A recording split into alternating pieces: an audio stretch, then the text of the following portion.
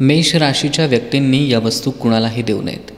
मेष राशीच्या व्यक्ती गेल्या काही काळापासून वेगवेगळ्या प्रकारे त्रस्त आहेत. तुम्ही खूप मेहनत घेतली आहे आणि त्याचं फळ चांगलं मिळालं आहे, पण सध्या तुम्ही तुमच्या आयुष्यात सफल होत आहात हे तुमच्या शत्रूंना पाहवत नाही. तुमचे शत्रू खूपच वाढलेत आणि त्यामध्ये तुमच्या जवळच्या व्यक्ती जास्त आहेत. हे शत्रू सतत काहीतरी कारस्थानं करून तुम्हाला मागे खेचण्याचा प्रयत्न करत आहेत. ही वेळ तुमच्यासाठी खूप कठीण चालली आहे.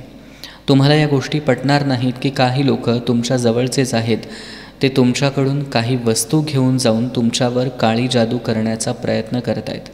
त्यामुळे तुम्हाला सतत नुकसान भोगावं लागतं आहे.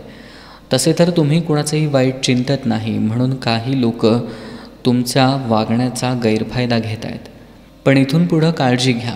आपल्या जवळच्या अशा काही वस्तू आहेत ज्या तुम्ही कुणालाही कधीही देऊ नका. कितीही गरज पडल्यास देऊ नका. तुम्ही तुमच्या जवळचे पैसे तुमच्या सूर्यास्तानंतर कुणालाही देऊ नयेत. जर तुम्ही असं केलं तर माता लक्ष्मी तुमच्यावर नाराज होईल.